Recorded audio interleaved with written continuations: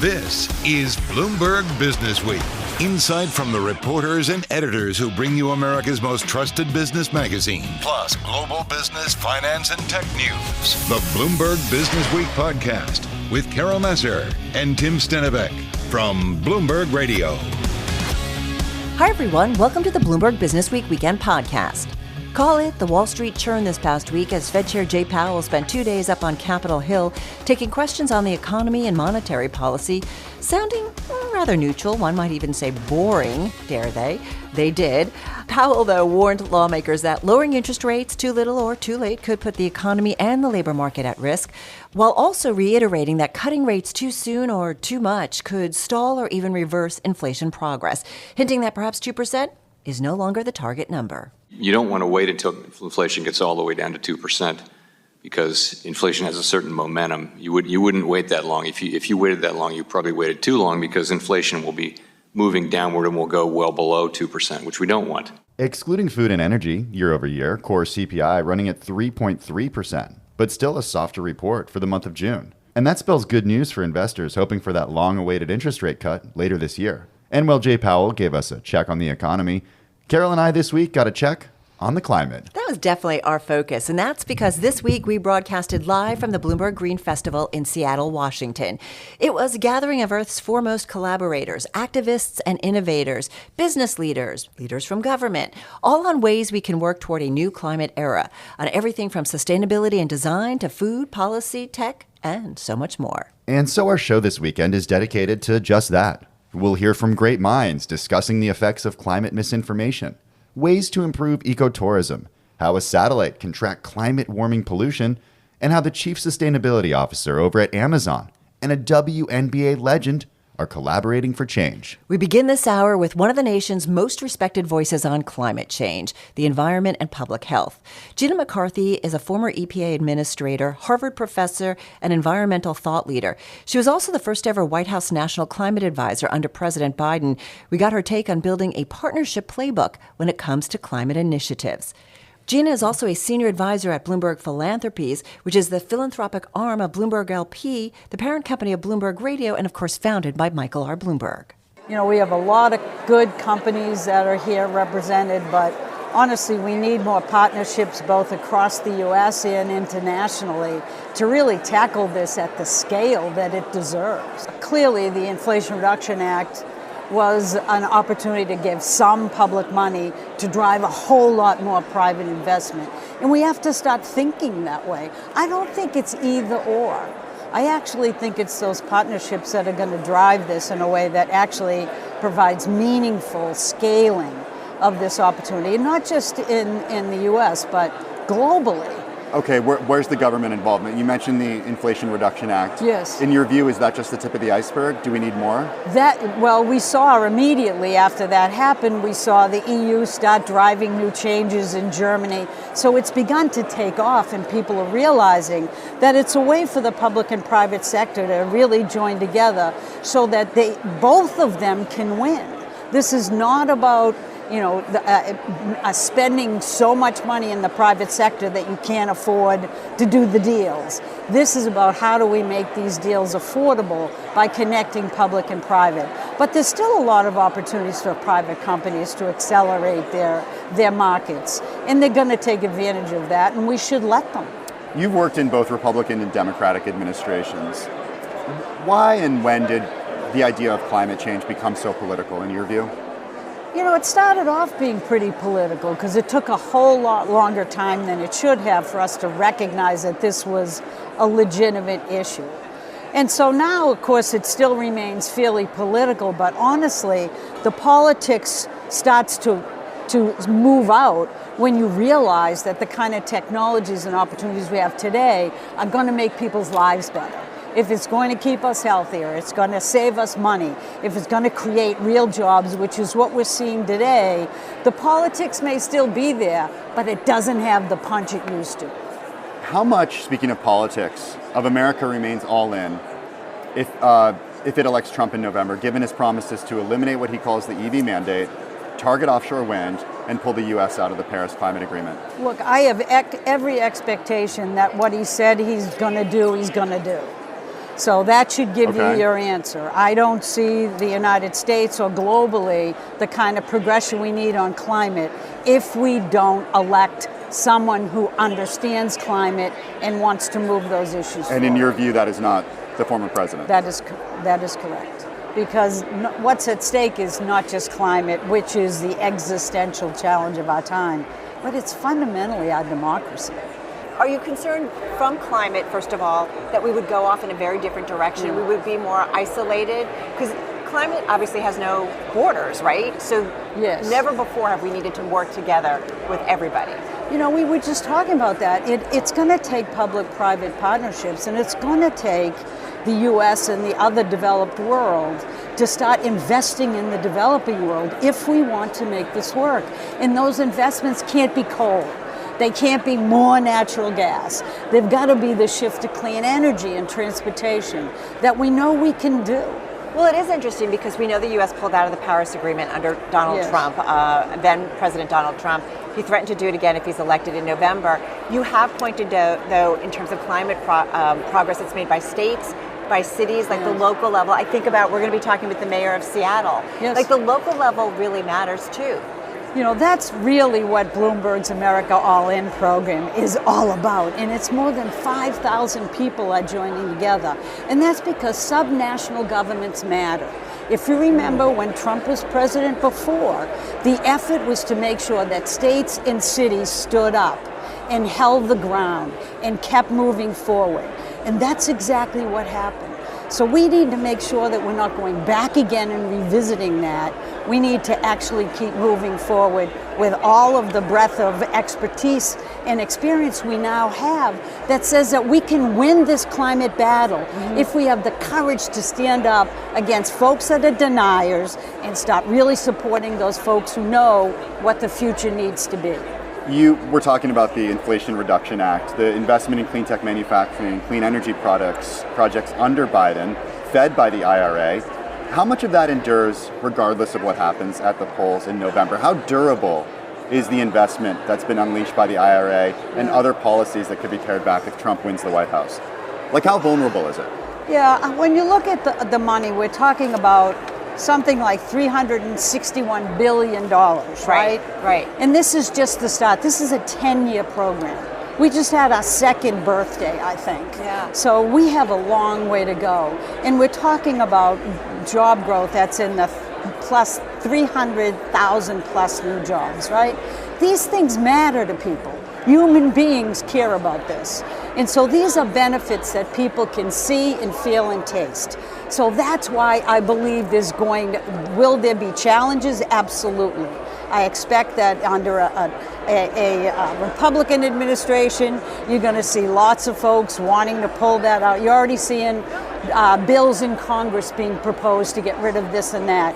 But when push comes to shove, we have more money going to Republican districts that are now building the manufacturing plants that they don't want to shut down. So if they want to go against their own constituents and their benefits, then more power to them if they want to risk it. But I don't think that's going to be the case. I think we're going to hold the fort.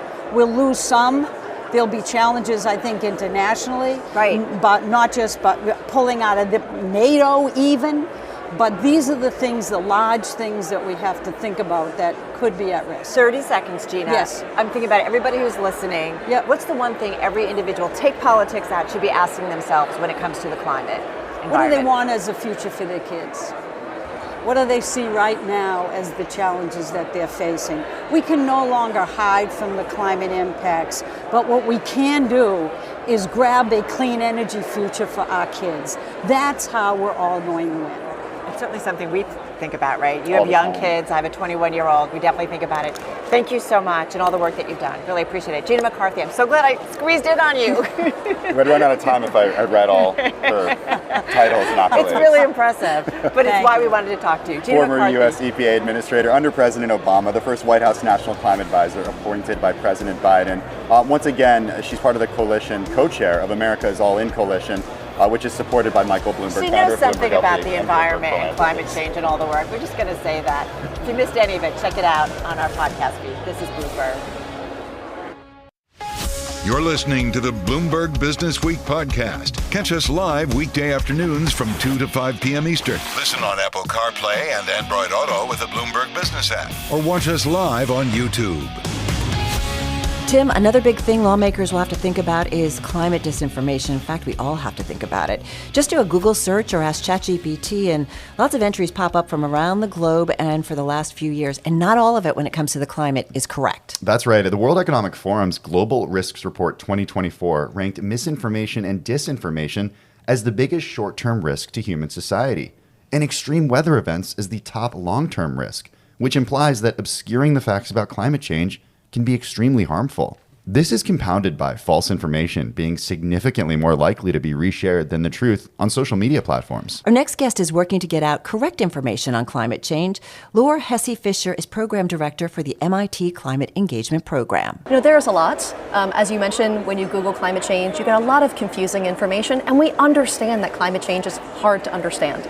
So what we do at MIT is we help people get smart quick about climate change. You go online and you not only see the misinformation, but also a lot of the partisan, the advocacy that's happening. It's hard to know what to believe and who to trust. So we provide nonpartisan, science-based, easy to understand explainers about climate change, as well as answers to readers' questions. How do you know which scientists to trust, though?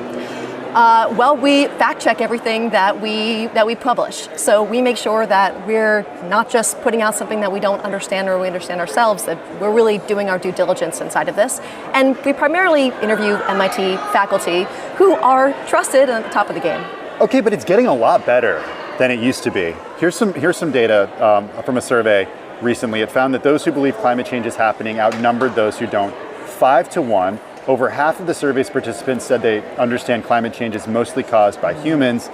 And if you look at it from just a few years ago, in 2011, that group survey said that 51% said Americans would ask scientists whether climate change was a hoax, compared to 39% in 2023. I mean, things are really going in the right direction. Listen, Tim, these are good news trends, but that's not the issue anymore. Yes, we have people that we still need to convince that climate change is happening and human caused, but now people have questions. There's this growing climate curious audience that are like, okay, I hear about all these bad things about wind turbines and solar panels. Are those true? How do I think about carbon capture or planting trees? Sometimes you have presidential candidates talking about things that are that's true. not and true. So people are going to be Googling and fact checking. We want to make sure that they get the right information. And actually the content that we're putting at climate.mit.edu is one of the top research sites coming up on Google search terms on climate. What's some of the top questions that people ask? Oh yes, it's a lot of fun actually to see. We get really wonky science questions about like what's happening and why. We get a lot of questions about EVs and batteries, the environmental impact of EVs. One of our favorite ones that we get is about trees, planting trees. Why can't we just plant trees as a climate solution? Well, what we do is we say, okay, well, let's look at what would it take to actually plant trees to offset our carbon emissions in the United States. When we walk through that, we realize we're not talking about planting trees. We're talking about planting forests. In order to offset 1 year of the U.S.'s carbon emissions would take a forest the size of New Mexico. And we would need to build that forest every single year to offset U.S. emissions. I mean, when you start looking at it from that perspective, you can get a sense of, okay, this is not really the right solution here. Well, what is the right solution? Because I'll be honest, that does not sound great. No. Doesn't sound like we're moving in the right direction. Well, we need to, the term is decarbonize, right? We need to stop putting in more carbon into the atmosphere than the Earth can take out. It's not about net zero, is it? It's about stop producing carbon. Well, or is it? Well, okay, we could have a long conversation about the carbon cycle, and I'm sure it will be very intellectually interesting for everybody. But there are natural pulls from the atmosphere that the Earth does.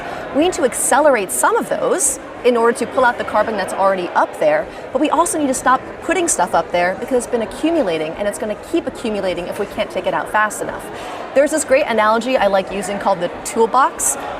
We have an energy toolbox of solutions, right? We have wind, we have solar, we have nuclear. And I'm kind of obsessed with this term called... And nuclear is part of it. Nuclear is part of it. Yeah, we are increasingly having conversations about nuclear power. And you should be. So there's this concept of technological tribalism. There are people who are all wind, all solar, forget everything else. Then there are people who are all carbon capture, forget about wind. Well, we need to get beyond all of that, right? Because each of these technologies have their strengths and have their weaknesses, and we need to have an honest conversation about that. Just out of curiosity, what do the solar people do at night? Just out of curiosity. Well, I mean... Do they have big old batteries everywhere? Yes. I mean, energy storage is a big part of the equation.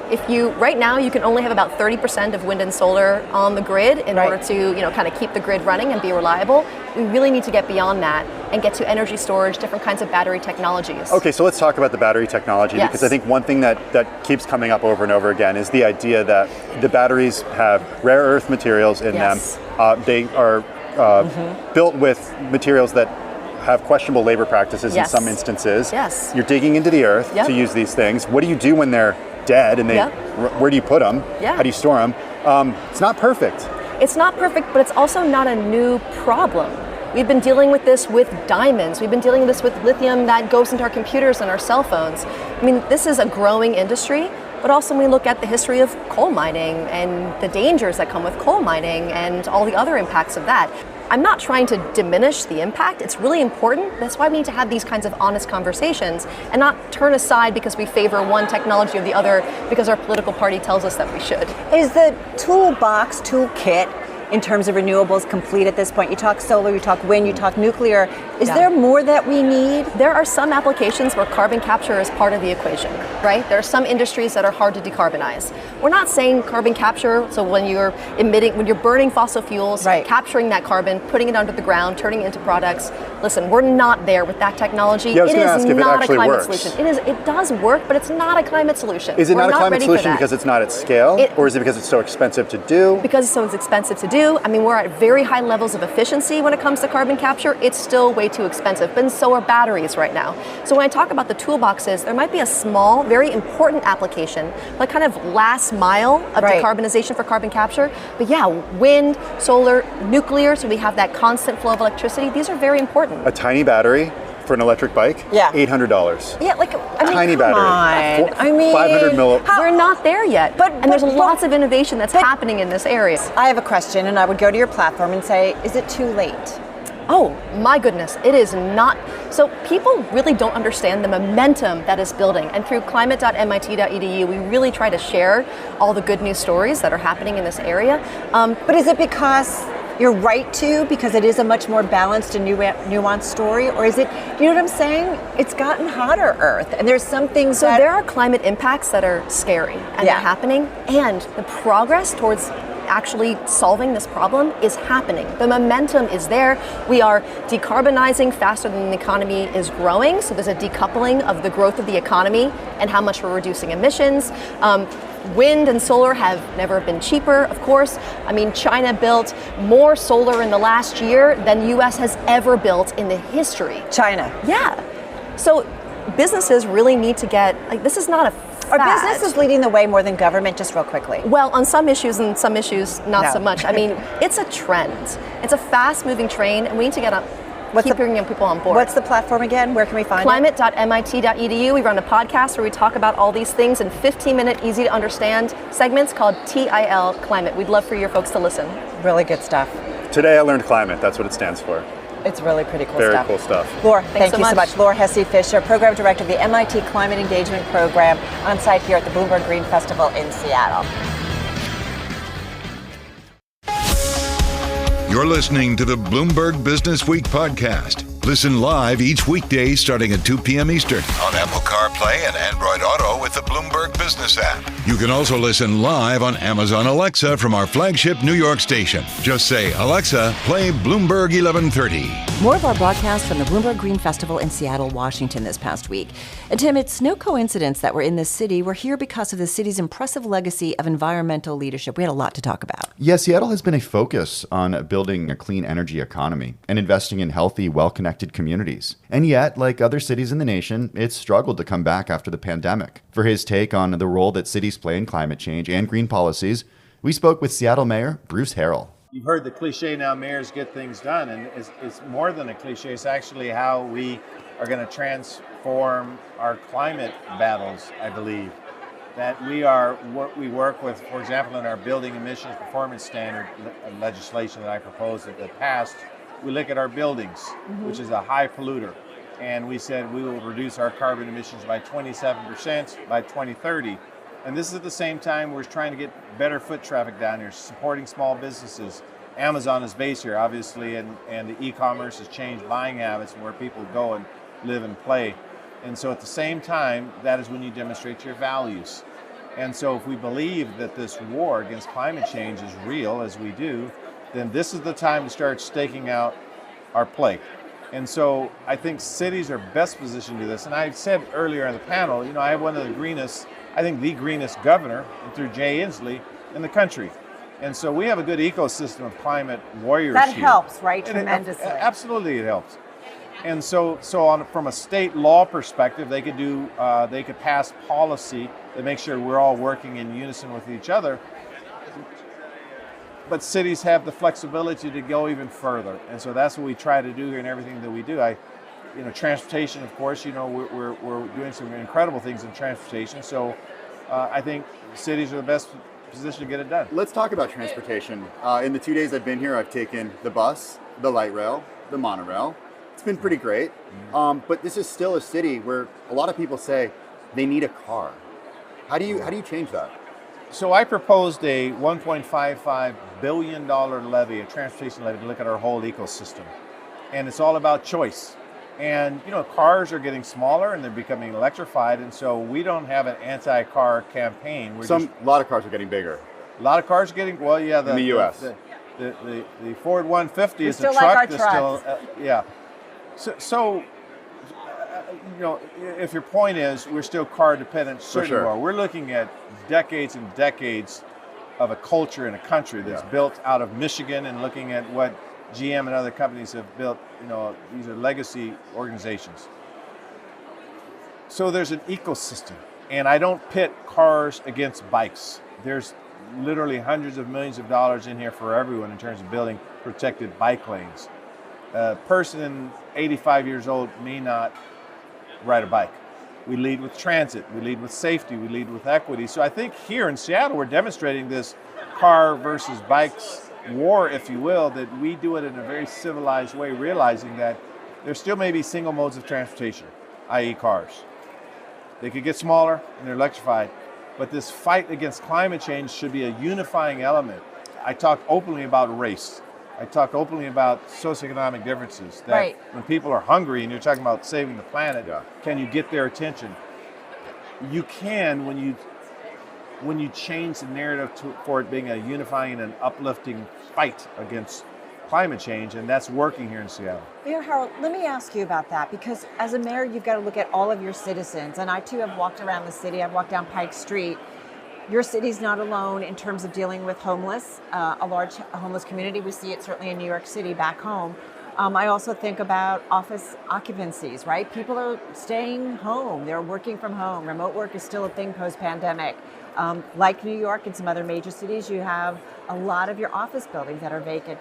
How do you balance climate? I mean, that's our future, but how do you focus it against all of that too? That's pretty challenging. It is very challenging. So the first question I think we try to answer is to get people downtown, as an example. If they're working from home, what drives people to downtown? There's certain things you cannot get through e-commerce. And again, we're the home to Amazon, so we support e-commerce.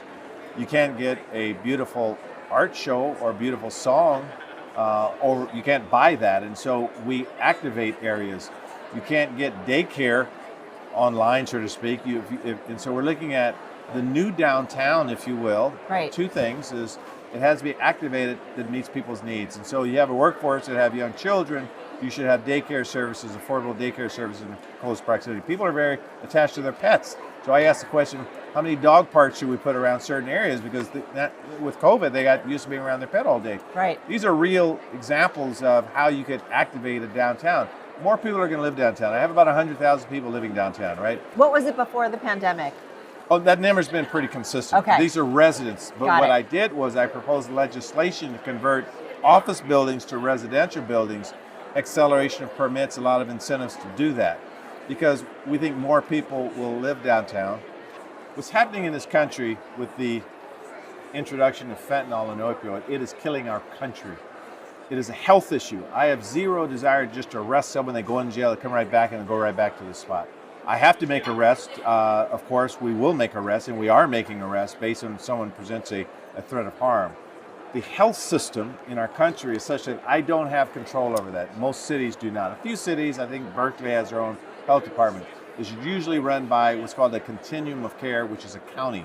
So money goes to the county. What COVID showed us is that cities can be more nimble. Money's went directly to the cities and they can get things done. So right now there's many mayors, including myself, looking at how do we restructure the health strategies in our cities, because you're right.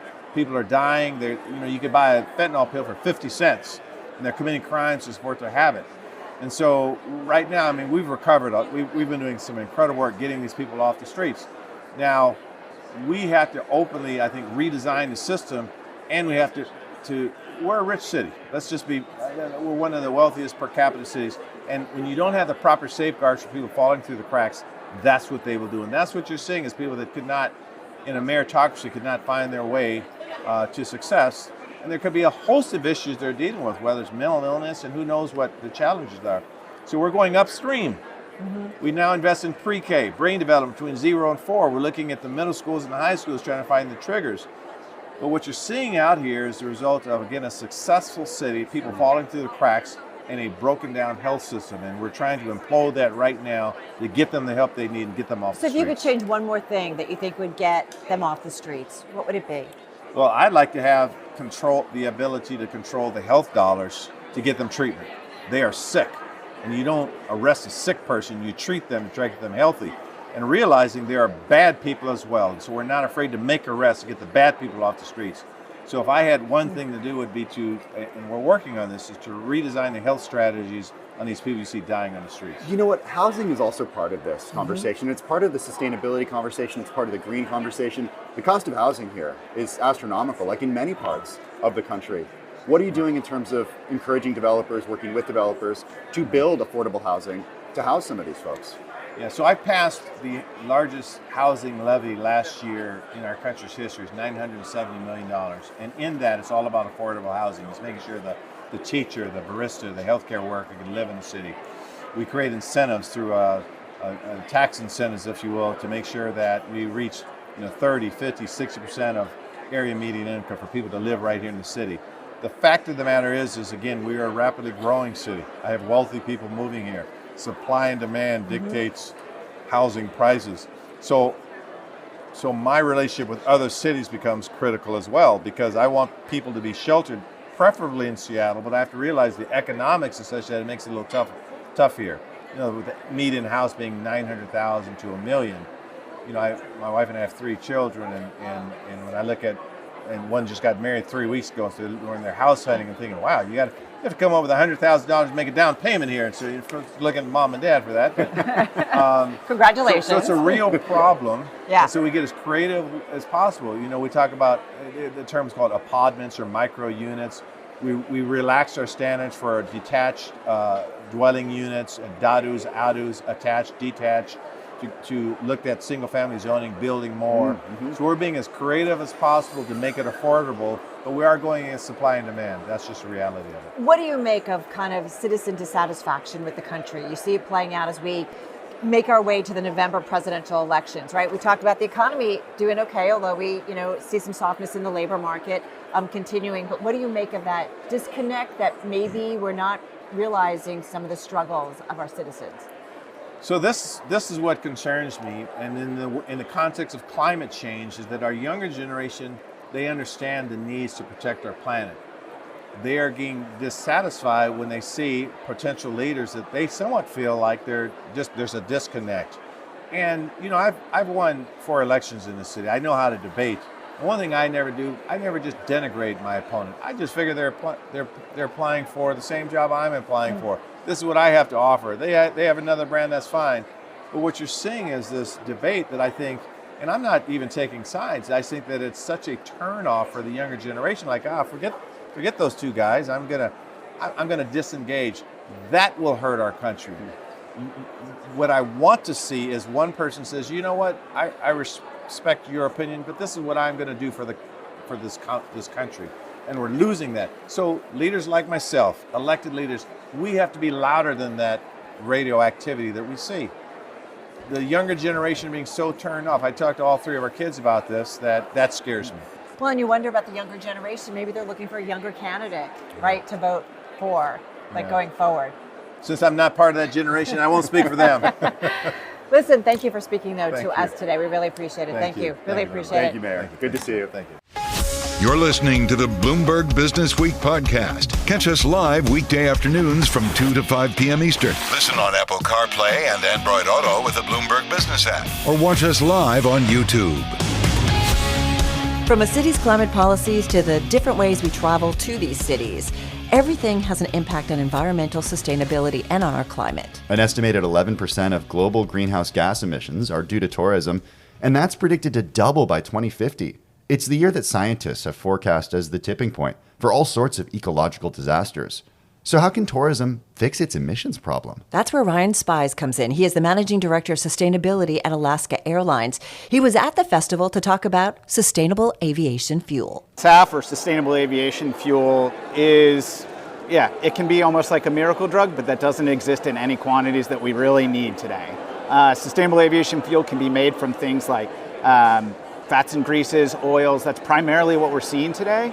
But the next generation of those things is really where the fun science comes into play and where the carbon emissions comes down quite a bit. Is it always made of byproducts, or are there certain crops that could be grown just for producing this fuel? So we haven't seen any crops grown directly for producing it. You're usually using byproducts, but the future technologies is actually all about pulling CO2 out of the air and transforming that with renewable energy and renewable hydrogen into jet fuel. It's something that can be dropped right into planes today, which is really exciting, right? You're not worried about taking the farm and making it into fuel. Okay, I mentioned it's just a drop in the bucket right now. Right. The aviation fuel management software provider i6 Group says that only 0.1% of all jet fuel that's used worldwide is sustainable aviation fuel, and that has remained level in the last 4 years. That number is definitely growing. It's certainly, we're seeing about 1% right now. And we're actually having demand much more every day. And so what we're seeing and what the challenge is how do you scale up an industry that is 3 to 4 times more expensive than the industry that exists today? And so, we're thinking about technologies and investments, and where can we as an airline, which doesn't have incredibly robust margins, spend our dollar wisely and spend the dollar of our guests wisely so that we're making the right choice for them, but also the planet. Really challenging. So 1 gallon of sustainable aviation fuel is literally 3 to 4 times more expensive than a gallon of conventional? Yeah, that's right. Okay, where are you getting it right now? So primarily we're getting it out of a group in Montana that's doing fats, oils, and esters, and we're sending that to our Los Angeles airport and San Francisco airport. How do you bring these costs down? It's a great question. One is investment, but really the idea here today is finding great partners. So innovation happens in a lot of places, and that's why the Bloomberg Green Fest being here is an amazing opportunity to meet with our partners, folks like Microsoft, folks like Amazon, that have a vested interest in how do they bring their emissions down when they're traveling with their employees. And so finding those partnerships to help us offset that green premium is part of it. It's the deal with any scaling operation, right? How do we get more? We need to induce more demand, and we need to kind of keep that train rolling and having partners that help us along the way. But are you just able to induce that demand by getting large corporate customers to pay more? No, and that's actually a really exciting thing that Alaska has done. So we've engaged our guests on this journey as well. Back in December, we offered a promotion that if you bought sustainable aviation fuel with us, you got some elite qualifying miles. We sold over 500,000 gallons of SAF in December alone.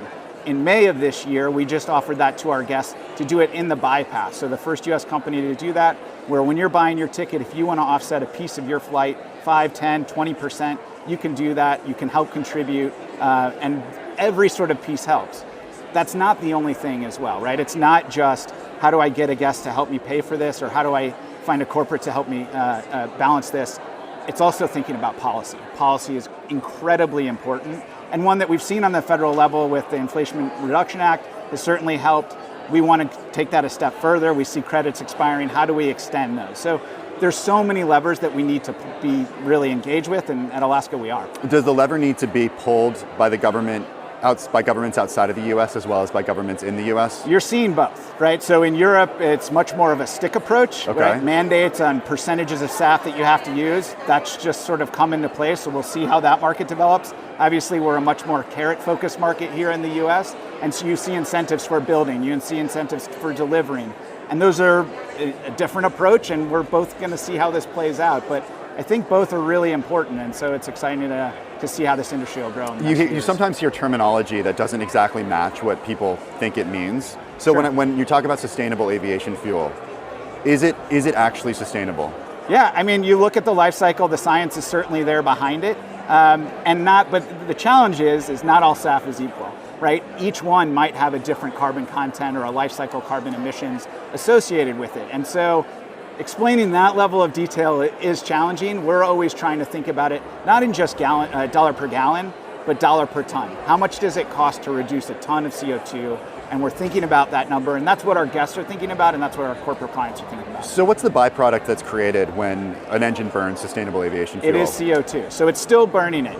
The thing about sustainable aviation fuel is you're looking at the entire life cycle of how the fuel is actually made, right? Whether you're pulling fossil fuels out of the ground, which is traditional jet fuel, or you're using some lower carbon material in the production and process and transportation of that fuel. So at the end of the day, you're still burning some CO2, but if you look at the full life cycle, much reduced with SAF. So how much does it decrease the carbon output of a traditional flight if it's still emitting CO2? Yeah, so you're looking at, with SAF today, about a 40% reduction if you're putting that in a plane in the total life cycle.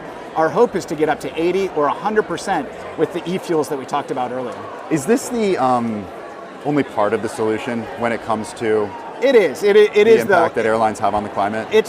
I would say it's the short and medium term solution for many flights and the long term solution for long haul flights. We believe in battery technology, but we believe that there's an opportunity for hydrogen to play a part. But those things don't scale quite at the same rate. If you think about flying from here in Seattle to New York, by the time you land today, or if you took that flight, the weight of the aircraft has gone down tremendously. If you do that with batteries, it's still the same weight. So you're really fundamentally fighting against something that's physics. And so we think that for those short and medium haul flights, new technologies will absolutely start to take hold. SAF will be there for the long term. What about hydrogen? We made an investment and actually donated a plane to Zero-Avia, so they're looking at... Yeah, we're joined by the CEO and founder later on the program. Yeah, it's super exciting and an incredible talk I know that we're all anxiously waiting for. That's a technology where we think, hey, there's some promise here. There's still a lot of infrastructure challenges with hydrogen. There's still a lot of, how do I get that to my airport? But we are investing and encouraged by it, but we'll see where it plays out. Not to mention the production of the actual hydrogen, and it can be energy intensive too. Very energy intensive, but that's the case with all these fuels at this point, right? And so we're encouraged by renewable energy, obviously dominating every new piece of energy that's going in the market, and that would help on the hydrogen side as well. So right now, if you look at the fuel usage of Alaska Airlines, what portion is sustainable aviation fuel? We are about 1%, and like most airlines here in the U.S., our goal is by 2030 to hit a 10% goal. It will be a challenge without all of those levers pulled at the same time. Is it a realistic goal? I think it is. I think the challenge is today. I think that there are absolutely opportunities to get us there. Not going to say it's going to be easy. It's also, if you think about the sustainability element, you said you have a facility in Montana that you work with, and then you have to get that fuel then to the West Coast. Yeah. That's not exactly, carbon neutral. Right. The infrastructure challenge is its own beast, especially here in the Pacific Northwest. We have some real challenges with getting SAF into SeaTac. So how do we solve those? Working with policymakers, working with partners, working with traditional oil and gas to solve some of those challenges. But yeah, I mean, most people don't ask where they're getting their jet fuel from in the start. So. Yeah, that certainly makes sense. Do you think that we'll start to see traditional energy companies that make conventional aviation fuel get into this market? I think they've dabbled. I think they're a bit waiting on the sidelines to see, is the demand really there? Is it? Yeah. It sounds like it is, because if the goal is 10% by 2030, then the demand is there. The demand is, the intention is there, right? But the demand to pay for it is still developing, right? And I think that'll be the biggest challenge. And honestly, if you're looking at the oil and gas markets, they're worried about their margins too. So they're doing what they need to do. Well, one of our Bloomberg Intelligence commodities analysts, Mike McGlone, always says the cure for high prices is high prices. So if you have something that's high priced, you get more people coming into that market. It's just basic economics, right? Do we get to a point where you get so many people coming into the market because they see demand for it that you see price to fall in the coming years? Absolutely, and that's where I think engaging our guests and engaging corporates and telling those stories about the demand that we have will encourage and will, hopefully incent production in the places that we need it the most. Ryan Spies, Managing Director of Sustainability at Alaska Airlines, here from the Bloomberg Green Festival in Seattle. Ryan, thanks so much for joining us Thank on you so Business much. Week. Really do appreciate it.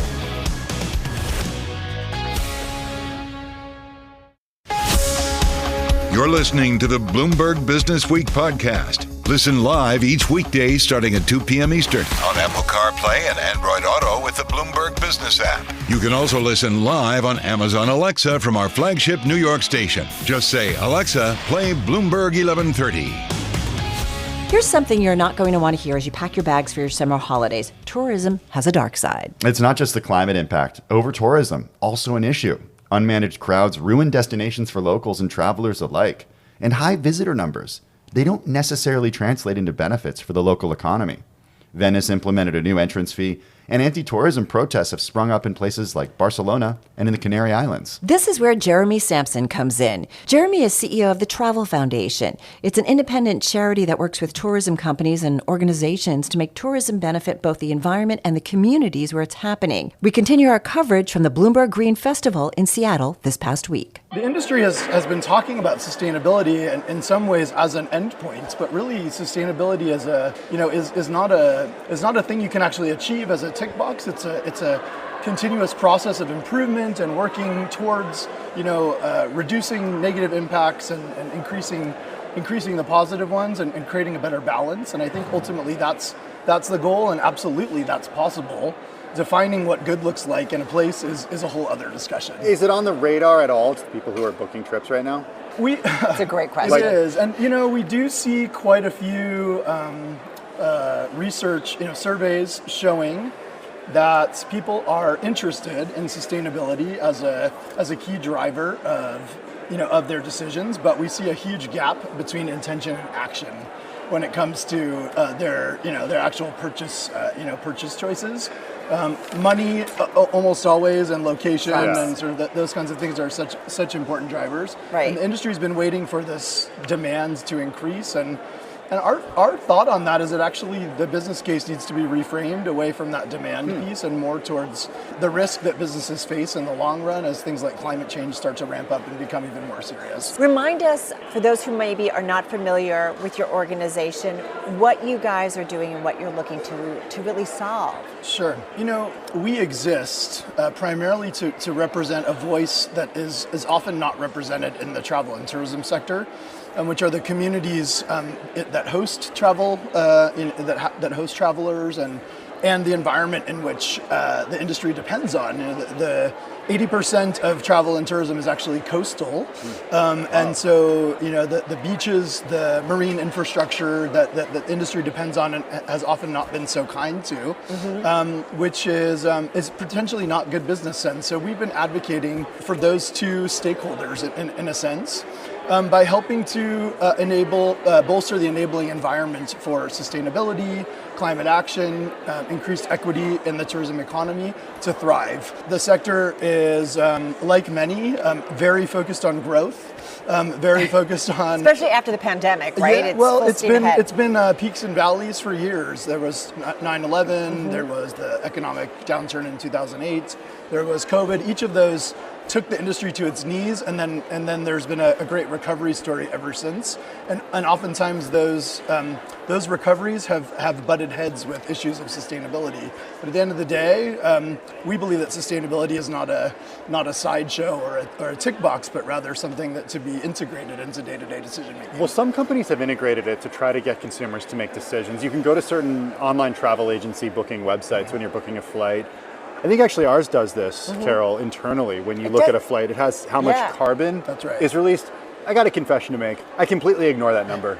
Am I a bad person? You look more at the plane you're flying on. Yeah, I look at the time. I look at the time of the flight. That's like what I look at. Listen, I'm probably one of the world's most well-known experts in sustainable travel, and I have a horrible time making good decisions about sustainability when I do my own personal travel. Why? The information is either too confusing, so you want to find I find out the basics about a place or about a business and it's buried somewhere. You have some information that's coming to you, but it's usually not contextualized and is part of a much wider range of decision making that you're doing as a person.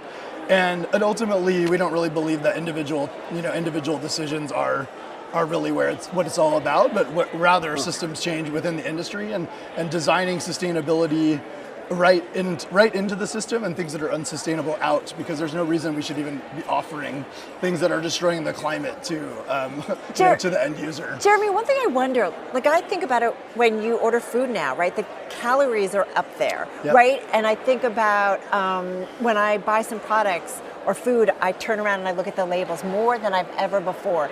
Is there some kind of labeling or metric that you can really apply across the travel industry that will make us all kind of think differently and be more concerned? So this is coming. And change our habits. This is coming, and there's been a great movement, especially among the travel tech space, so the online travel agents like Booking.com, Expedia, Airbnb, to have a common framework for reporting to consumers. For many years, there was a badge here, a leaf here, a circle here. No one knew what it meant, Yeah.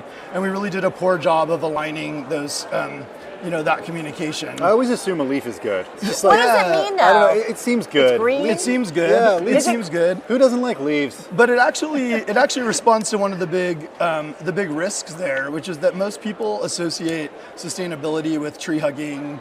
Okay, we hung up our towels and we didn't use I went to plastic cups. Costa Rica and I planted a tree. Exactly. Problem solved. The challenge is much more holistic when it comes to sustainability, and it's also, the industry is incredibly fragmented, so it's not a sector at all. It's really a bunch of sectors mashed up into one. So on any given trip, even a basic one, you might be traveling with a car rental agency, a hotel, an activity provider, several restaurants, and each of them are trying to take responsibility for their piece of the pie, and there's not a lot of alignment and convening that brings it all together to say, here's the experience that you're having, and here's the things that really matter. Where does government come in? So tourism has long been the most unregulated sector in the world, even behind oil and gas. And part of that comes from this fragmentation. It's really challenging to regulate something that is so fragmented and really could sort of beat the system in many ways. And the concentration of sort of power and influence has shifted, because now it sits with the big tech companies, which for a long time said we're not even in the travel industry, we're tech platforms. Yeah. So government is increasingly needed, actually, I think, to set those limits. Until the sort of 2010 time period, it was easier to manage the capacity in a place, right? Like you had only a certain number of hotel rooms and a certain number of people could fill them, and you were sort of at capacity. Then two things happened. Airbnb and short-term rentals really changed the game. All of a sudden there were infinite rooms in a place. And short-haul flights became very cheap, especially in Europe, where you had people flying to London, Barcelona for 10 quid for the weekend, which, while it made it more accessible and people could do that, it was a nice thing for your pocketbook, it actually changed the game in terms of numbers. All of a sudden, Barcelona, Venice, these places were totally overwhelmed with people. It's all possible. You can manage a whole lot of people, but there has to be the planning in the background to be able to make sure that the demand does not outstrip the resources and capacity that are available. What is the worst thing? What makes tourism so bad for the environment? I have a list for you. Is it planes? Is it cars? Is it cruise ships? Is it food and food waste? Is it garbage? What are the biggest contributing factors? Or is it kind of all above? Yeah, we've done the research on this, and when it comes to climate change specifically, and carbon emissions, air travel is particularly polluting. We know this. Air travel is also one of the most difficult to decarbonize. We also know this.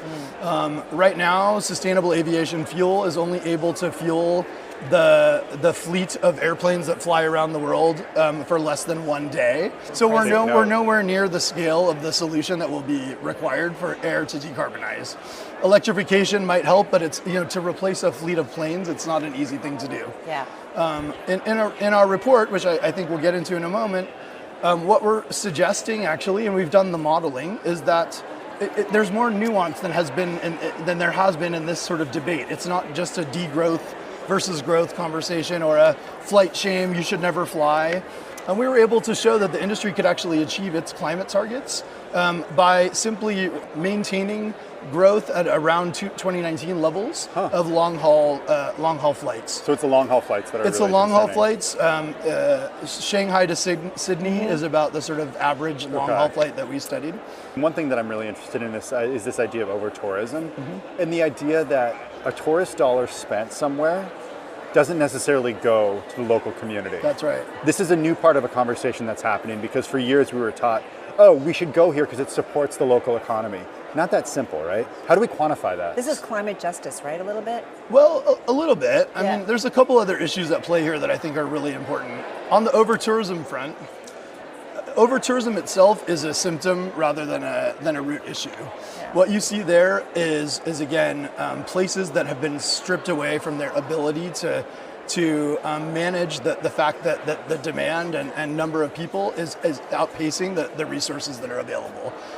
Over-tourism could be one person if that one person is in the wrong place at the wrong time, and the community is not ready to provide them with the wastewater and energy services, for example, that they will need to be a visitor in their community. It doesn't take much. We've all been in the developing world, right, where you're somewhere and it's just the systems all of a sudden you feel it. Yep. You feel that it's broken. Get stressed pretty but quickly. it is solvable, actually, and it's not just about crowds.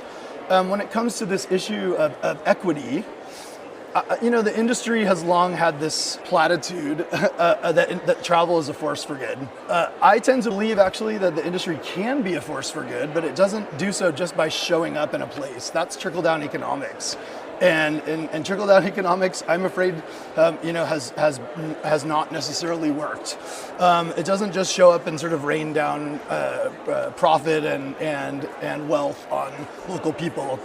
Interestingly, small and medium-sized businesses are the beating heart of travel and tourism. When you go to a place, right, that's who you interact with. So when destination management organizations, when businesses are acting with intentionality about spreading the value of the tourism dollar, there are ways to make that happen, but it doesn't just happen without some real thought into how to maximize that equity and make sure that those communities are actually feeling that love. So if you could change one thing in the tourism industry, just quickly, what would you do?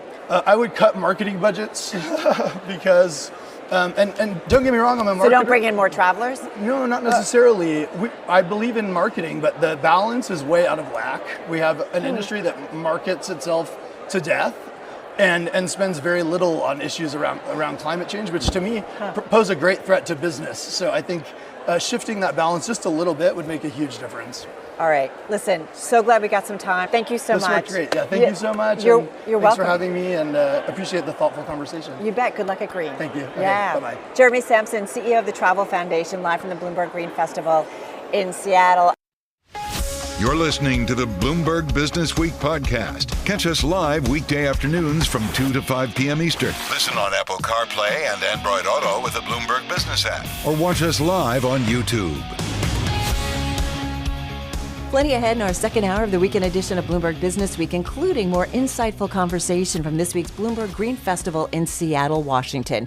We'll check in with the chief scientist at the Environmental Defense Fund on how a highly specialized satellite can spot emissions that other satellites cannot. Plus, speaking of taking flight, we're joined by the founder and CEO of a company that says it's building the first zero-emission engines for commercial aviation. First up this hour, as we've mentioned, the Bloomberg Green Festival this past week in Seattle was all about bringing together innovators, policymakers, entrepreneurs, artists, activists, musicians, folks from business, government, all kinds of leaders to explore new solutions spanning the entire climate spectrum. Two of those voices are the Chief Sustainability Officer at Amazon, Kara Hurst, and the WNBA's all-time winningest player and co-founder of the media and commerce company Together and the production company A Touch More. We're talking about Sue Bird. They joined Carol for a panel on using platforms to affect change. Well, I have to say, these two are pretty incredible, and they have unique connections. I just want to do a little quick setup. Kara spearheaded the Climate Pledge, which was co-founded by Amazon back in 2019. Group of more than 500 companies, I think it was 503 to be exact, per your website, 45 countries around the globe. They've made a commitment to reach net zero carbon emissions by 2040.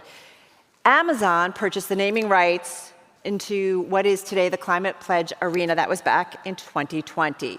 Sue is a member of the ownership group of the WNBA team, of course, the Seattle Storm. The Storm was the first WNBA team to actually sign the climate pledge and the second North American professional sports team to do so. So pretty cool. The Storm plays home games, of course, in the Climate Pledge Arena. And Sue, by the way, won her 5th Olympic gold medal in Tokyo in 2020. So I'm just kind of tying it all together. Another connection that these two have is really phenomenal platforms. And that's where I kind of want to start, because when you have a platform, you kind of have a responsibility to use it. So Kara, I want to start with you. For you guys at Amazon, it is largely, but a lot of things, but for you, sustainability and the climate. How do you think about the value of having Amazon, worldwide known, huge firm, huge company, massive platform? How do you think about the responsibility of that platform, and how do you prioritize the things you want to do? Sure. Well, I couldn't be more excited to be on this stage and this conversation today. So thanks for having me. It's a huge responsibility and also a really exciting one, because one of the things we get to do at Amazon is to use our scale and really the speed also that we go at to send really big demand signals for clean technologies, like what was just being discussed, to say that we want an accelerated fight towards climate change. And what you just mentioned, that we set our intention to be net zero carbon by 2040, that's 10 years ahead of the Paris Agreement. And we set that looking at the science and saying, we think we're in this decisive decade. We know we need to move faster. We have a lot of optimism about doing that, but we can't go alone. And we're excited that over 500 organizations and other companies have joined us in that. But we want to send these really strong demand signals, and we want to also put our own resources towards that. So we've been doing things like purchasing renewable energy. We're the largest corporate purchaser of renewable energy in the world. We have been for the last 4 years. We announced yesterday we've actually hit 100% renewable energy across our global operations, which is a huge feat. We have over 500 projects. Yeah, exactly. Around the world. We've got 24,000 electric delivery vehicles on the road already. We've got one of the world's largest electric charging infrastructure kind of operations going. We've just got, we look at all the different aspects of our operations and think about how do we make it more sustainable on behalf of our customer. We want to reduce waste. We took out those plastic air pillows. We took out 95% of those in North America. So we want to make a sustainable company and do it on behalf of our customer. Sue, I want to bring you into it. You are part of a group of very elite athletes. And when we use the word legendary, it doesn't apply to everybody, but it definitely applies to you. So kudos. That platform, though, has been a couple of decades in the making, and then some. How do you think about your platform and the responsibility of how you use it? Yeah, women's sports is at an interesting moment, especially women's basketball. And for a good interesting, right? Yeah, no, great interesting, great interesting. But what's interesting about it, maybe in a negative sense, is while the coverage has increased, what I've noticed is it's not always accurate. And it's really had me take a step back and be like, first of all, what else is inaccurate out there being told to us, by trusted places, other trusted platforms. So I think for me, when it comes to my platform, for so long while I was playing, it was about, bringing a certain understanding to the game, right? Using my platform for all kinds of good. Now I'm like, wait a minute, I gotta make sure the stories that are being told are accurate. I gotta make sure that when people are tuning into a game, they have a full understanding. So that's really where I feel like I can use my platform now as a retired player. It's also the way women athletes have been portrayed. Like I was reading some things about the Olympics coming up and the Olympic Committee, how they've been changing some of the standards and updating in terms of how they want media representation of women. And it's not just how they look or kind of superficial stuff, but really just what they are achieving. That's important. So important, so important. I think what's beautiful about women, especially women's athletes, is we are dynamic. We've had to be. For so long, we weren't getting the coverage that we deserve. We weren't getting the credibility. So we had to have different parts of us. So I think it is great to highlight those things. But to your point, not just about appearance.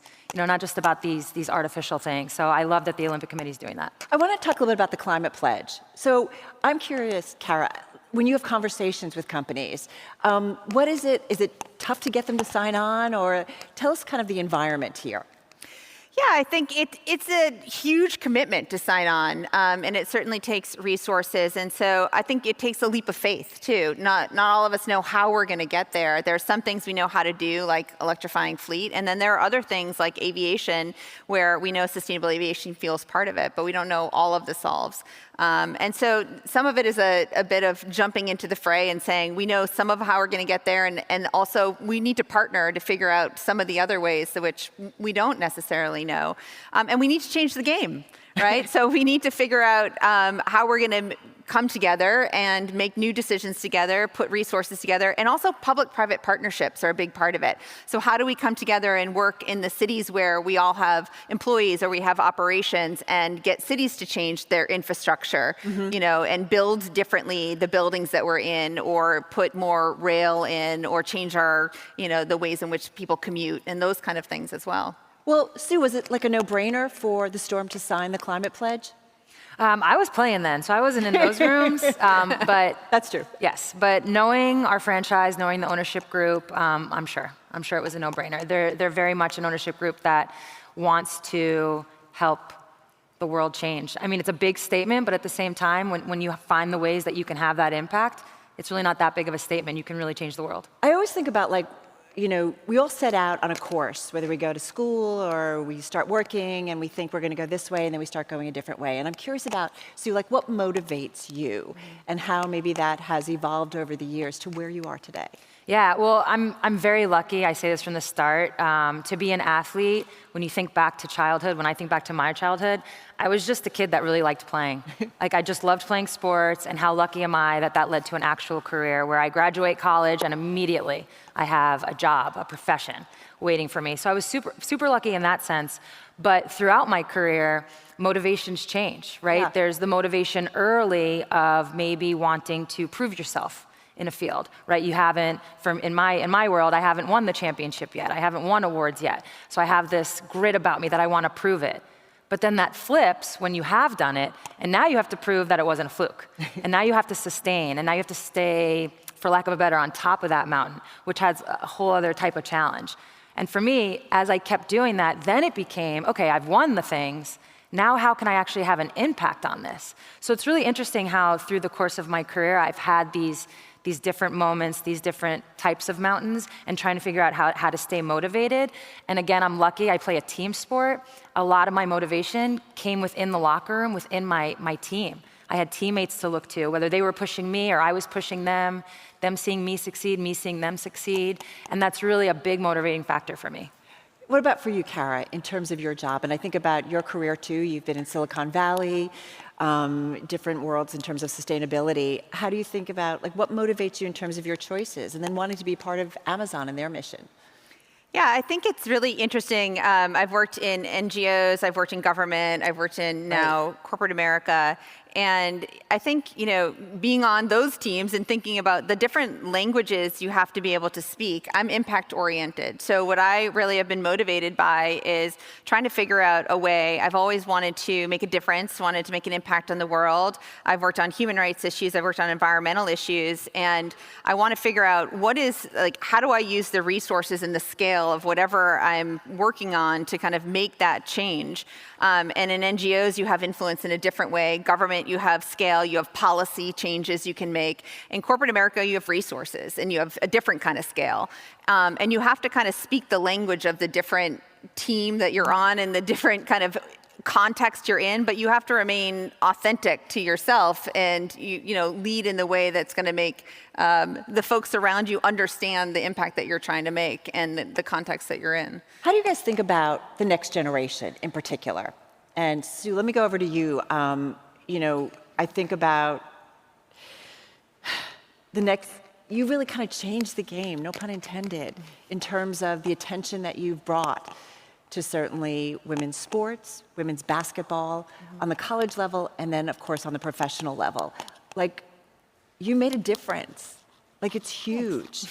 And I think young women need to see that. So how do you think about that? I mean, I've always taken great pride in that. I think what's amazing about this younger generation, and I can kind of tell the story within a story, if you will. When I got towards the end of my career and we were doing things like CBA negotiations, it was really the younger players. So if I'm, by the way, at this point I was like 37 and I was considered old. I'm still like that's so figuring unfair. that out. I'm like, wait a minute, am I old? Am I young? But we had, the younger players at that point in the WNBA were 21 to let's say 25, right? Like this age range. And for me, I had grown up in a era where we were fighting, but also just happy to have a league in a sense. Yeah. And I hesitate to use this term, but we're all very familiar with the shut up and dribble, cringe. But that's really how it was a little bit. We were happy to have a league. We didn't want to push too hard because, we don't want this taken away from us. And now, like I said, I'm in my late 30s, these players in their early 20s, so this younger generation you're alluding to, they were like, no. Like, we need charters. We need charter flights. What are we talking about? Like, no, this locker room, not good enough. And they really, it wasn't an entitlement as much as it was, this is what we deserve. Right. This is what's right. And I think the combination of the two generations, if you will, in our last CBA negotiation is really what got us to a really promising place, and it really set us up for the future. Kara, for you, and I know we've talked about sustainability is something that a younger generation looks about. I have a 21-year-old daughter, and she's turning the things over, looking at ingredients. Where was this made? What's the carbon footprint? Sure. Like, they matter, and they care. They do. So how do you think about what you guys need to do at Amazon in terms of the next generation? Yeah, I think increasingly this next generation, they both care a lot, they're incredibly passionate, and they have a lot of anxiety about what's coming and what the state of the world is. And so one of the things I think is our responsibility is, one, to act fast, to drive big solutions, but also to bring some optimism to it. We have time. We don't have a lot of time. We're in this decisive decade where we have to act now. Right. We have to move very quickly. And so I think one of the things that we need to lead on is to show that there are solutions, but we need to deploy them now. We cannot wait any longer. So one of the things leaders need to do is to take those decisive actions. We need to make changes now, and we need to make them at scale. So I want to ask you, can you stand up for a second and show your T-shirt? Stand up? Yeah. All right. Look at this T-shirt. This is Sarah's T-shirt. Sue's T-shirt. I'm doing this because, Kara, I want you to ask a question of Sue. I mean, these are incredible leaders. Like, I can throw you in a bar and I can imagine the conversation. What do you want to ask Sue? We've already had some really great conversations about lots of things, New York and favorite shows and stuff like this. But one of the things is I was thinking about is you have so many different passions and interests, and we were talking about some of the things you could work on, and I'm sure you get approached all the time with ideas that people have for you, given your platform and your reach and how passionate you are about things. So how do you go about making decisions about what you want to spend your time on and how you use your platform and how with all the things you could inspire the next generation to do? How do you make decisions about where you want to spend your time? Yeah, great question. Still working on it. I'm only retired, soon to be close to 2 years. Which still feels really fresh. And the best part about being an athlete was that was it. That was the North Star. That was the priority. And what you could fit in around that, you would try, but that was always the guiding light. And that got, I don't have that anymore. So in a wonderful way, I shouldn't complain. I have a ton of options. But like anybody who has that problem, there's a bandwidth situation. You got to worry about your own mental health in that way. So it's been tricky, but I think what I learned when I started working with brands as an athlete was you want to be aligned with your values. So I think that's really become like the guiding light. You want the values to be aligned with no matter who you're working with, whether it's a brand, a company, the people you're going to go into partnership in business. You want to make sure that align. And I found that when that's there, when that's the baseline and the foundation, then you can start to maybe carve out things you're passionate about. Then you can start to carve out things maybe that you think are going to have a larger impact. But as long as that foundation is there, then you can make your decisions based, on all the other things you might be interested in. And then, of course, the bandwidth part is really, that's what I think I took on a little bit too much, to be honest, and now I'm whittling back. Sometimes you have to say no. Yeah. Saying no, the power of no. Yeah. Turning the table. Sue, a question for Kara? Yeah. So something that I know that I've encountered, being a woman, is at times I've walked into rooms and I've just kind of assumed that maybe I wasn't the smartest or I didn't have enough experience, enough knowledge. And I can only imagine in the corporate world what that must be like as a woman walking into these different rooms. And I'm wondering if there is either advice you want to share for up and coming women in this way, or maybe a moment where you were like, oh no, like what I have to bring to this room is just, if not more important than everybody else. Yeah, I'm a little bit older than you. So I think it's taken a while.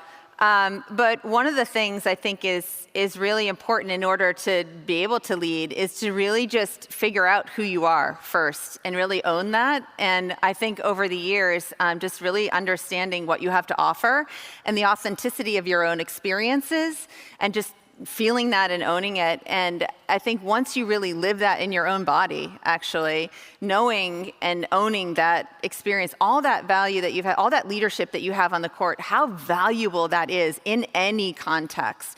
And it doesn't matter you haven't had business experience or you haven't had experience in XY situation. The leadership that you've been able to bring, in an Olympic setting, 0.00001% of the world's population has been able to, lead under that kind of a pressure. And so I think whatever that translates for any of you, to take a moment back, take a breath and be like, I got this. I can lead in that kind of a situation, and then just feel that, take a breath, and own it. I think that we all need to just kind of remember sometimes who we are. All right, just got 50 seconds, so this can be really quick. We started talking about platforms and using your platforms. Sue, advice to everybody out there. Everybody has a platform. Yeah. What's your advice? What do you hope people walk away from? Yeah, I think at times the word platform can be almost intimidating because you think you have to have, I said it kind of early, I touched on it earlier. Yeah. Like, to say you want to change the world is such a big statement. It can be intimidating. And like, do I have a platform? How big is my platform? How am I ever going to do that? But the reality is, if it's just one person, that's going to ignite change. So I feel like at times you have to really zoom out from that intimidation factor and realize whether it's in your own home, your family, your community, whatever ways in which you can impact, even if it's just one person, it's huge. Sorry. One person makes a difference. I love it. All right, Kara, real quick. I would just say, remain optimistic, because I think, the beauty in being optimistic can have a lot of power. Going to leave it there. I wish we had oodles of more time. Sue, Kara, thank you so much. Thank you, everybody.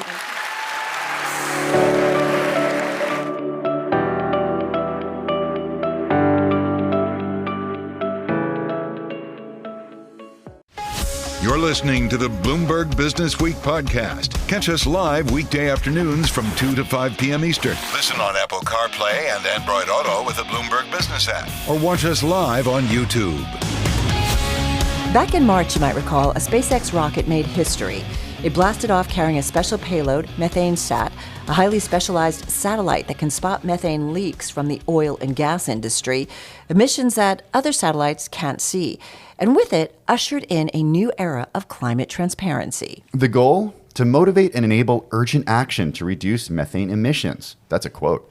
MethaneSat is a collaboration between organizations including aerospace companies, space agencies around the world, academic institutions, and the nonprofit environmental advocacy group, the Environmental Defense Fund. Stephen Hamburg is Senior Vice President and Chief Scientist at the Environmental Defense Fund, or EDF. He's also the project leader of MethaneSat.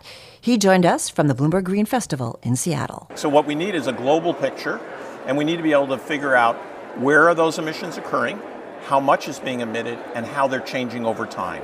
And we need to do that across the entire sector.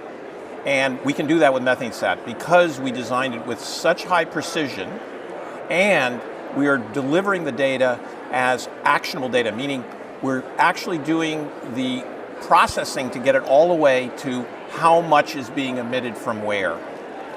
Where is this data going to go? So the data is going to be posted, public. Anybody can look at it. It's free of charge for any non-commercial use. Right. And it will also be, of course, ingested into systems that allow it to be able to be integrated into whether financial services or whether it's just into regulatory processes. And so we have a whole team, because just producing data doesn't, you guys know it, doesn't cause change. Right. So we have a whole team from producing the data all the way through the action. So there's a whole group that works with us on advocacy, ensuring that the stakeholders are engaged, that people understand how to use the data. Because these data have never existed before. We have to get people to understand how to use them. Are the stakeholders engaged, Stephen? Absolutely. I'm sure some of them are going to be a little fearful, right, in terms of what this data is going to show. Absolutely, because it's going to show, obviously, those who are doing a good job and those who are not. Right. But absolutely. So the oil and gas industry knows that the things are changing. Transparency will be part of the future. And we're seeing also in the financial industry, we're seeing a lot of interest. I just spent a lot of time going to many of the major financial institutions talking about this. So we are seeing engagement, but it's still early days. What do the financial institutions want to know? They want to know how the data is actionable, right? And part of it is a conversation. So we're asking, what do you need to use it to make more informed decisions? And it's not just, so we have the financial sector, but we also have regulators. What do you need to know? So we have multiple different stakeholder groups, including civil society.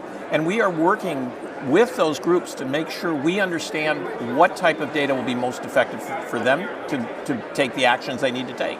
And that's, again, something no one's ever done before, creating these diverse products out of a single data stream. But is the action basic in the sense that we need to make sure we trap the methane that's being released into the atmosphere? Is that at its most fundamental basic level? Absolutely. The whole point of the satellite? satellite? So there's no need. So we know that almost all the emissions that are occurring from the production of oil and gas don't have to happen. The technology exists. It can be the emissions can be reduced cost effectively in almost all cases. And again, we're not talking about the burning of fossil fuels as a result of the end user. We're talking about the production of the gas. And the transport. Most of it's occurring at the production end, so it's what we refer to as upstream. And that actually, the emissions are large enough right now that if you were to, as I do, I have a natural gas boiler in my basement, and if I'm burning that natural gas, the impact on the climate over the next 20 years of my doing that, half of it roughly comes from the methane loss before I ever burn it, and half from the CO2 that's being emitted. Stephen, what do you think in terms of the general public, if they knew that is happening like in their own homes, how it might change their activity and their actions? Well, I think the key is to give them options and to make sure that the suppliers of the gas are held accountable, because it's absolutely clear. There's a wide difference in these associated emissions, and there's nobody producing oil and gas who has to create these emissions. The technology exists. This is why this is not even low-hanging fruit, this is fruit on the ground.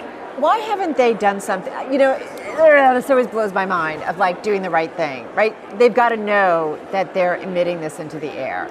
So when I started working on this 14 years ago, the companies actually did not know. And as we collected data on the ground, not with satellites, there were surprises at every corner. And even today, most of the oil and gas companies have a very incomplete understanding of how much they're being emitted. So the key is to provide high quality data. We do not have enough high quality data about greenhouse gas emissions across the board. Is it just the oil and gas companies, or are we seeing methane as a byproduct when it comes to the decomposition of trash at landfills? Absolutely. So we have to think about all of the sources of methane. We focused on oil and gas first because, of course, it is economically so easy to do. I mean, it's literally no net cost. It's just got to get action. But we have to worry about waste. And also agriculture is a very large source, of which cows, enteric fermentation, waste from animals, also rice production. But again, there are tools we can use. It's more complicated because we're talking about many more actors and we're talking about a more complex system. But we are working. New Zealand, who's a partner in the New Zealand Space Agency, they have a whole program to collect data from MethaneSat on agriculture around the world, and will again build that picture so we can start to get some better action. You mentioned that as a partnership. What are the partnerships that you already have, like in the works, or that you anticipate are going to be coming in the future that will really kind of magnify the impact of this? So we have partnerships with the UN Environment Program, the International Methane Emissions Observatory. We have partnerships, as I said, with New Zealand space agencies. We're partnering with philanthropic groups, right? So the Bezos Earth Fund has been an integral part of the funding that to make this possible, because we want to be able to provide this free. We also have partnerships that allow us to get that data out into many people's hands. Stephen, as I mentioned, this was a really big deal when the satellite launched back in March. One of the reasons it was is because it has a complex set of instruments that allow it to see what no other satellite has been able to see before. Talk about the tech on board here. Like, what gives you the power to be able to see this from space? Well, the real advantage of being here in the United States, because we're taking advantage of technologies that are at the very cutting edge. So it's ITAR protected, right? We have all kinds of controls as appropriately. And so we can provide a sensitivity, so we can see very, very small differences in concentration with these very highly specialized detectors. And then the kind of technology we have and the ability to put it together, we work with Ball Aerospace, now BAE, with really the leading instrument maker probably in the world. They built the Hubble telescope, the Webb telescope, and really bringing that kind of level of technology. And working with colleagues at Harvard University and also at Smithsonian Astrophysical Observatory. So we just got a lot of really smart people leaning in with the world's best technology so that we're able to really take the technology a major step forward. So when do we start to see lots of data? Well, lots of data will be the beginning of next year, but Okay. we'll start seeing data before. We'll actually be we have an aircraft version, and we will at the end of the month be actually releasing a comparison of oil and gas methane emissions across the United States that we collected from the air with a very comparable instrument.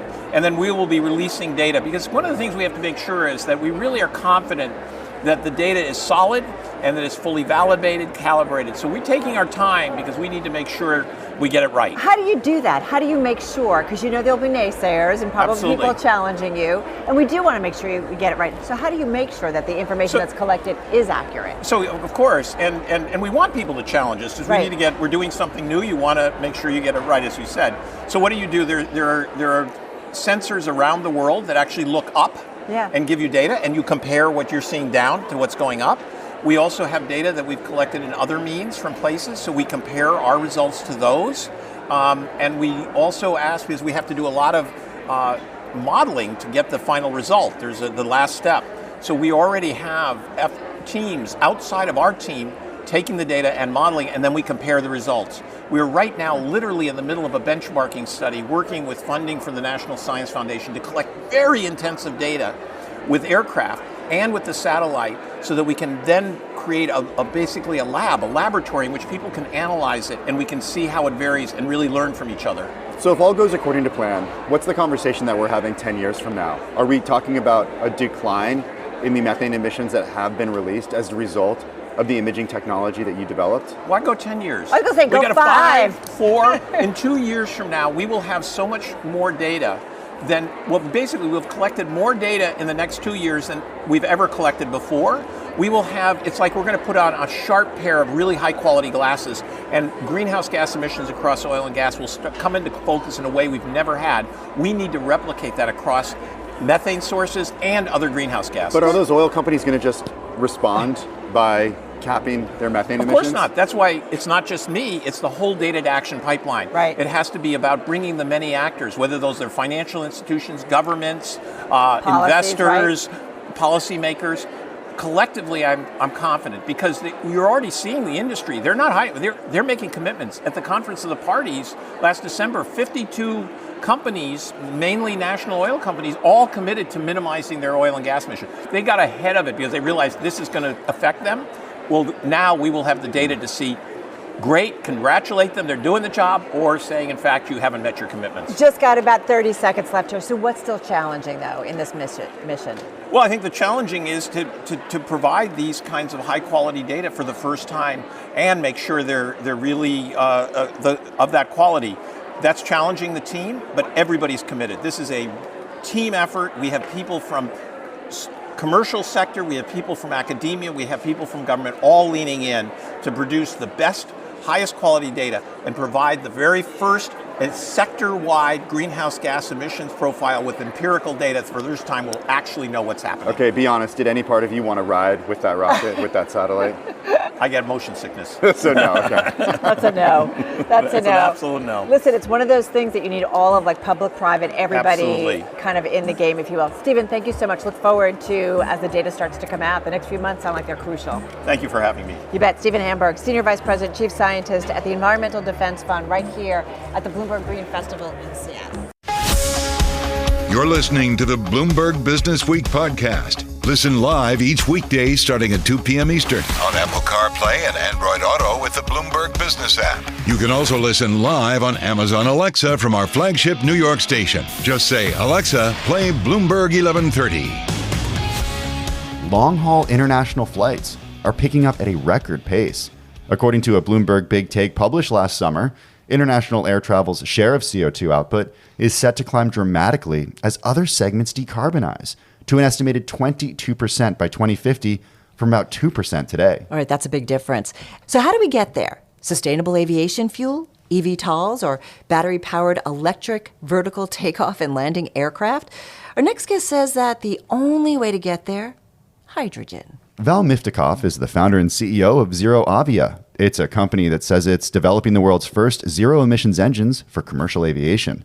He joined us from the Bloomberg Green Festival in Seattle. So we develop new generation of engines for commercial aviation, large aircraft going long distances, taking a lot of passengers.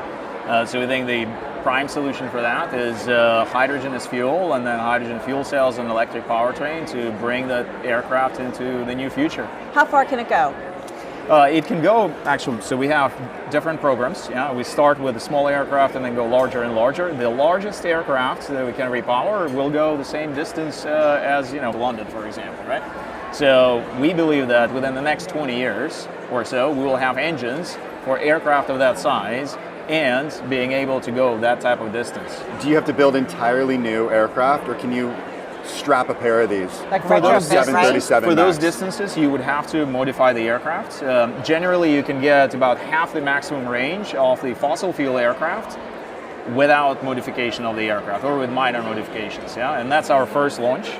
Will be like that, and then we work already with the aircraft manufacturers. Airbus is one of our major investors, for example. We already work with aircraft manufacturers on what's called clean sheet design, where they design aircraft around our engines. Val, why 20 years? If you look at the current engines, those beautiful things, huge engines off the wings of the aircraft, they've been in development from GE. 1960s, Yeah. right? So, and actually even before that, right? So right after the World War II, the first jet engines were developed. So we had almost 100 years of development, if you will, right? So 20 years is not that huge of a time, really, right? But it's what it takes to get the technology up to that level. All right, Val, Mother Earth is calling and saying we're running out of time. My point is, if the technology's there, is it a case of those engines are really expensive, those planes are really expensive, and the cost of that changeover is what's holding things back? Yeah, that's a significant component, especially in aviation, because you look at the automotive market, right? And my previous company was in the EV space, electric vehicle space. And there you have the lifetime of vehicle is just 10 years. And we've been already, since Tesla delivered Model S, it's already been 14 years. But we're still below 10% of the fleet, right, converted. In aviation, it's even worse. The lifetime of the commercial aircraft is 30 years.